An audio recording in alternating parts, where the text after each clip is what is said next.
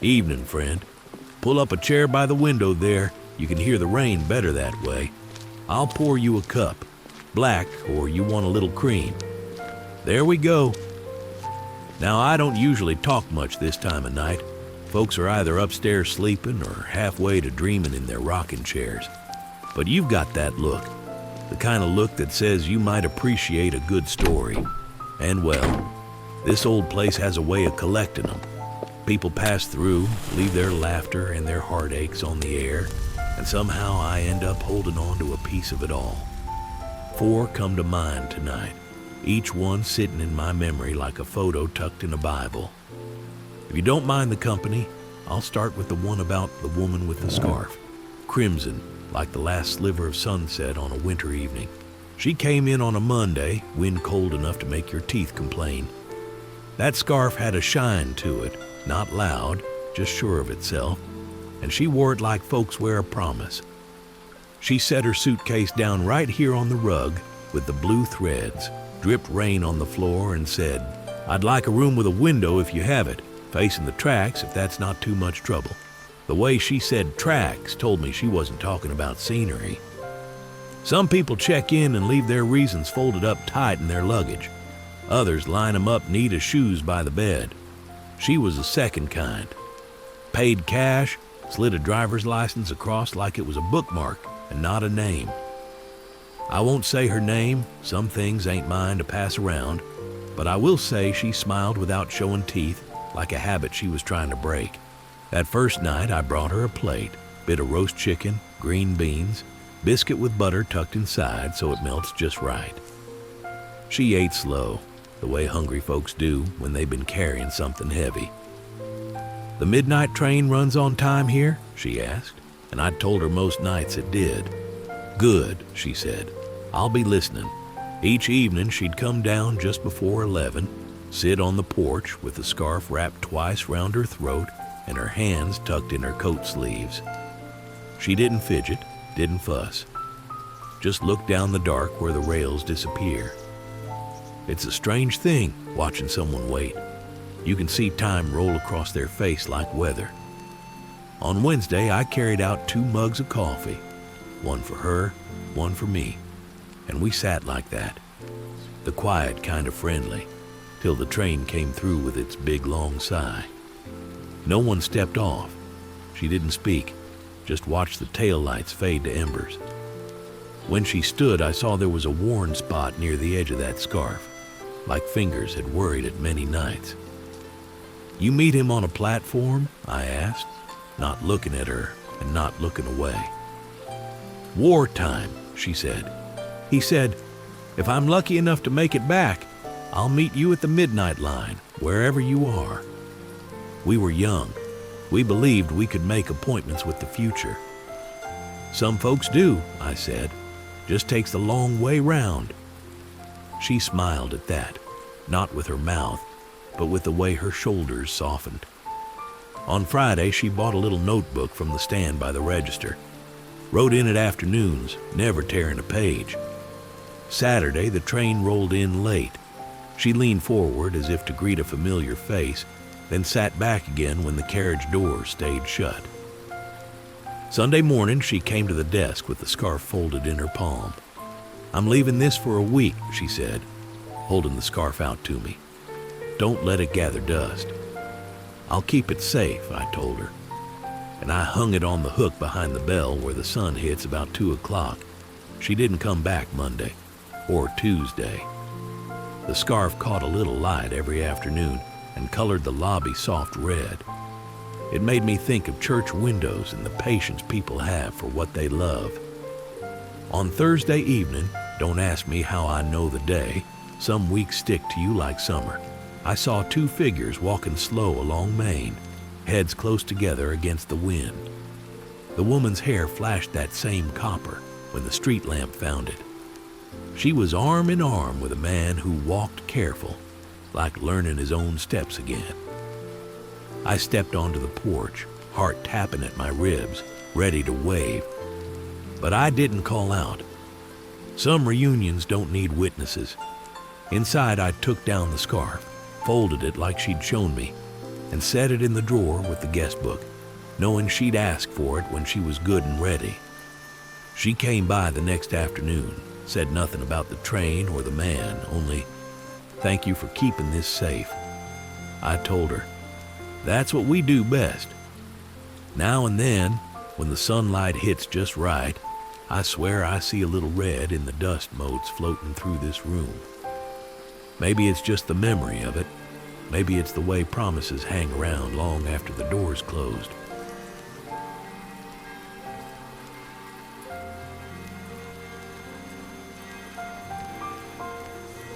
This next one's about a man who thought he needed distance. I learned a long time ago that distance ain't measured in miles. It's measured in breath. How far you can step back and still feel the life you love pulling at your sleeve. He checked in on a Tuesday around supper time. No luggage but a shaving kit. No reservation but an apology prepared and polished. "Just for a night," he said. "Maybe two."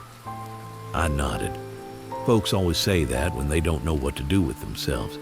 He had that look, not angry, not even sad, just worn smooth like a river stone from being handled too long. After I handed over the key, he lingered. "You got a porch I can sit on?" he asked.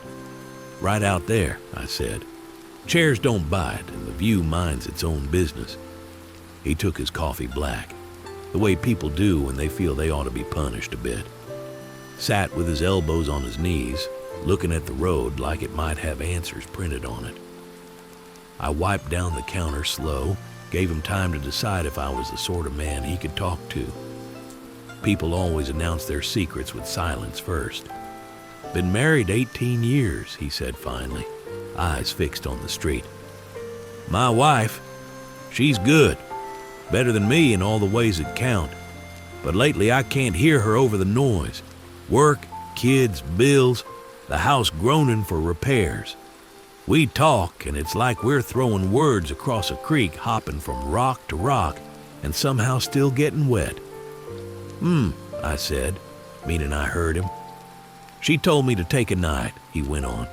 "Said, go somewhere you can think without me sitting in your head." He laughed once, not unkindly. So I did. I took it. But I got here and all I can think about is how her car keys jingle when she's nervous. You ever get to missing the very thing you thought you needed a break from? "All the time," I said. "Usually means you weren't trying to break from it so much as break back into it without the clutter." He stayed 2 nights. First night he wrote a list. I saw him do it, pen scratching steady. "Things I'm mad about," the top line said. He filled 3 columns and tore the paper off sharp, like that'd put the anger in some drawer and lock it. The second night he wrote slower. "Things I forgot," it said.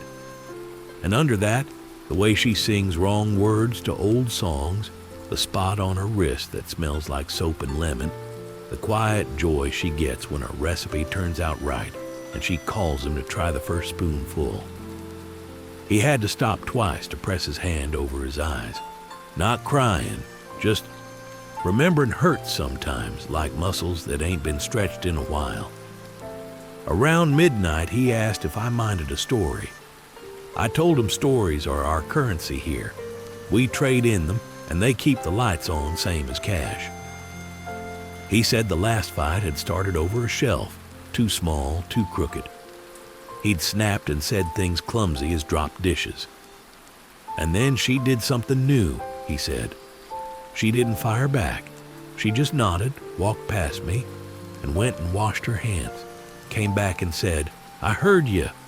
I'm going to bed now. If you want to love me, come find me in the morning." He smiled then, a small, startled thing. She gave me a map out of it, didn't she? I was too stubborn to read it. I stirred sugar into my own cup. Sometimes we want our lovers to be compasses and bulldozers. Point us north and clear the path. Truth is, most of the time, they're just holding a porch light. We still gotta walk home. Morning of the 3rd day, he came down with his shaving kit zipped and the list folded careful in his wallet. He asked for a to-go cup, said he'd return it next time they drove through with the kids.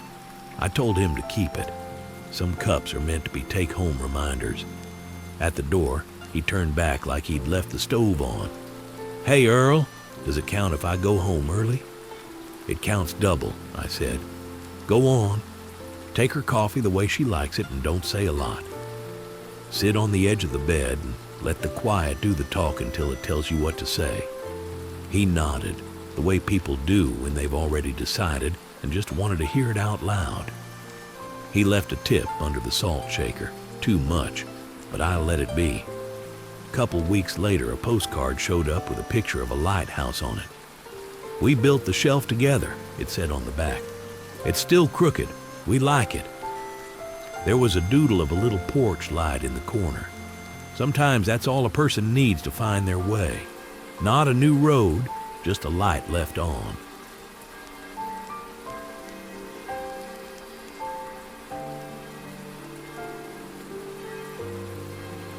I don't talk about this one much, not because it's painful, though it is, but because it's gentle, and gentle things bruise easy if you pass them around too much.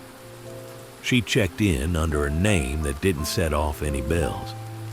Hair shorter than I remembered anyone's being. A way of moving her shoulders that said she'd learned to carry her own groceries and her own grief. She wore a gray coat that made her look like rain in human form. Not sad, you understand, just necessary. I handed her the key, gave the usual directions: stairs on the left, breakfast 7 to 10, porch all hours, and she thanked me with a voice that went straight through me and rang a tiny bell I hadn't heard in 25 years. Some folks you know by their walk, some by the shape of the silence they bring in with them. This was the second kind. I watched her write in the guest book, the way she made a careful little flourish on the last letter, and I had to put my hand on the desk to keep the past from pulling me over like a strong tide. First night, she ate in her room. Second night, she came down for pie and asked if I still warmed the plates, and I said always, like we'd been keeping that tradition together the whole time apart. Thunder rolled gentle that evening, more like a cat purr than a growl. She sat by the window with a fork and a book she didn't open. I wiped a glass longer than necessary. "You from around here?" I asked, casual as a man can pretend to be when his ribs remember a laugh they haven't heard in half a lifetime. "I was," she said, "once." And then she smiled, quick, sideways, the way someone does when a memory's sharp at the edges but they don't mind getting nicked. I poured her coffee. "Cream?" I asked, and I only realized I'd asked it soft, like a test, when she looked up surprised and said, "Please," in the exact same way she used to. The cream made a pale bloom in the cup, and we both watched it spin out into a tan that matched 100 mornings I thought I'd forgotten. Clock ticks, a chair leg scrapes softly, rain tapping. We didn't jump straight into names. We talked about nothing things. The way humidity makes bread mean, the tomato stand on Route 9, how trains sound lonelier in spring for no reason we could name. But every once in a while she'd catch me looking at her mouth like a man trying to read the weather there, and she'd look away toward the window as if the street could rescue her. Third night she came down late, after the other guests had gone to finish their arguments and their crossword puzzles under warm blankets. She stood at the register and traced the grain of the wood with a fingertip. "This counter always had this little knot?" she asked. "Since I can remember," I said, and my voice wasn't steady. "This place hasn't changed much. I tried to let it age the way people do when they're lucky. Soft and honest." "Soft and honest," she repeated. "We weren't, were we?" Sometimes the door to a memory opens so quiet you don't know you've stepped through till the floorboards change under your feet. I said her old name then, the one that came with summer nights and a truck bed full of picnic ants. I said it small, like I was handing it back, and she closed her eyes. When she opened them again, There was a whole history there. Not accusations, not regret exactly, just the map of who we used to be. We sat. I made 2 coffees without asking, the kind that makes you breathe deeper when you hold it. She told me about the time between city apartments with windows that rattled, a job that started as a favor and turned into a decade, a marriage that kept her safe until it didn't. I told her about this inn, how it keeps me, how the stories do, how the town's gotten kinder in some ways and trickier in others. You ever wish, she started, then stopped and shook her head. Number wishing is a way to make the present feel smaller. I wanted to say I'd kept a piece of her in a drawer with the letters and the ticket stubs and that note she left once after a summer rain, but that would have been a lie. I hadn't kept her. I'd let her be, and the life I built without her was good and solid, like a porch swing hung right and tested. Why'd you come here? I asked finally. It wasn't the smart question, but it was the true one. She smiled. Because I wanted to see if the light was still on, she said, and if you'd left the door unlatched for a conversation we never had. We talked until the rain got tired. About the day we didn't choose each other, about how choices are honest even when they're hard, about the ways love doesn't go away so much as it puts on a sweater and sits on the back row, nodding along while you go on with your life. I asked her if she was happy. She said, enough to be grateful. Not so much I stopped missing who I was with you. You want to know the private truth? I realized who she was before my mind admitted it, somewhere in my hands, in the way I set her cup down on its saucer, without clatter. That's how the body remembers love, in the careful motions. When she checked out the next morning, sun was trying to pry open a sky that didn't want to be bothered. She set her key down and said, thank you for keeping it soft and honest. That's what we do best, I said, because it's what I say when the words feel too big. She reached across the counter, touched the knot in the wood like it was a talisman and left. No promise to write, no plan to return. Just a look that said, we carried it to the door together this time. And sometimes that's the whole of the grace available. Every so often I make 2 cups by accident, set one beside me on the register, and let the steam climb into the morning. I drink them both, not out of sadness, out of respect for what once was and the way it taught me to set things down gentle.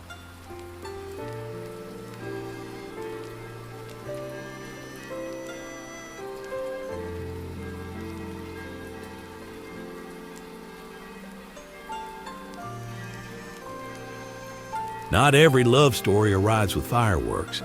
Most come with small sounds, the scrape of a chair closer to a table, the hush of a breath when a sentence lands just right. I was polishing the sugar shaker when they both walked in on the same Tuesday afternoon, 2 strangers blown in by the same stray gust of weather. She asked for a coffee with cream, 2 sugars. He said, same, like someone who'd rather choose a neighbor's fence color than his own. I set the cups down and the cream made those little galaxies it makes when it blooms. They both watched it spiral like it meant something, and maybe it did.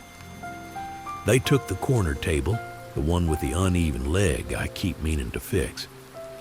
I folded a napkin under it the way I always do and said, there. Now it won't wobble unless the conversation does. She laughed. He smiled like he'd been given permission to stay. First thing I noticed was how they listened, not to talk, but to hear. She told him she'd come to town for a temporary contract and stayed on purpose. He said he'd been born 3 streets over and kept leaving and coming back, like he was attached by one of those cords they put on library pins. She said, I like places that remember me. He said, I like people who give me reasons to remember. I keep a respectful distance from people's beginnings. There's a delicate balance to the first hours of anything, but the inn is small and sound travels like gossip in summer. So I hovered with the coffee pot and made myself useful, while their words braided themselves into something sturdy. You ever notice, she said, how the same rain can make a river rise and a garden bloom? I do, he said. I also notice how I always want a second cup around you. That's the sugar talking, she teased.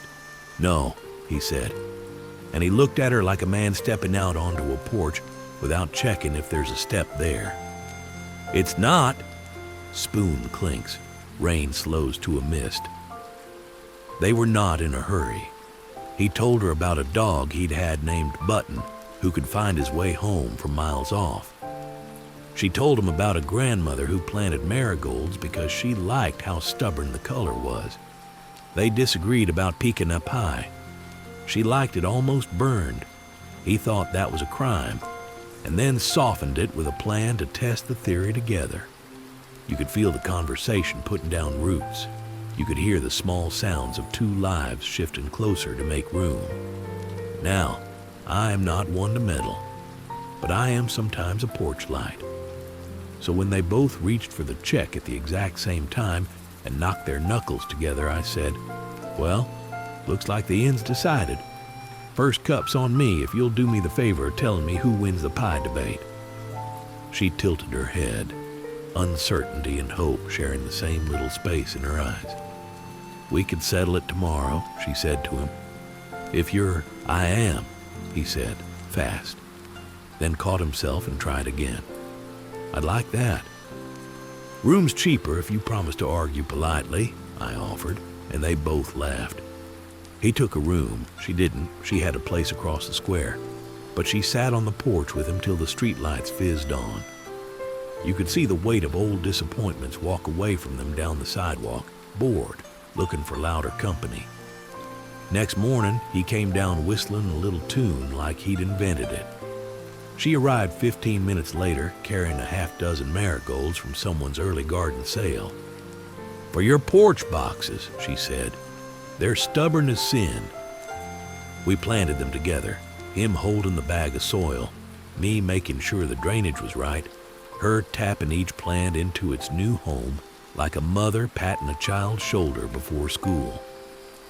The rain let up just enough to put diamonds on all the leaves. By the time the pie came out, 2 slices, one a little burned, one not. They were sitting with their knees almost, not quite touching.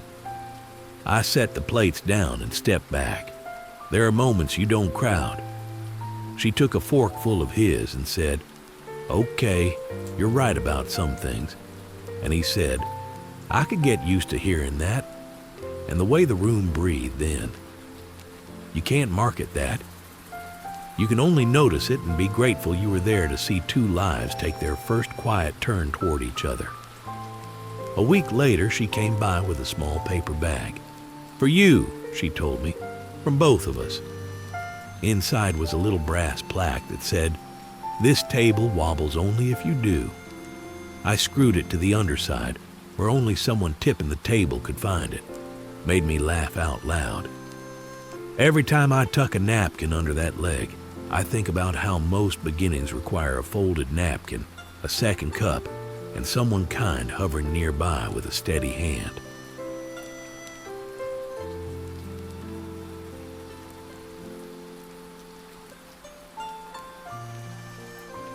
That's the trouble and the beauty of running an inn.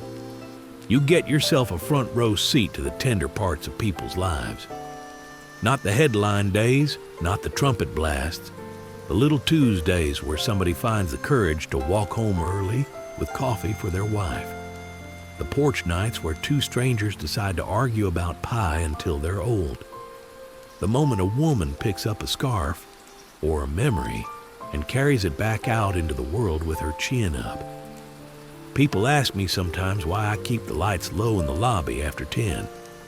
I tell them it's because the dark has sharp edges, and I like to leave just enough glow to make them round.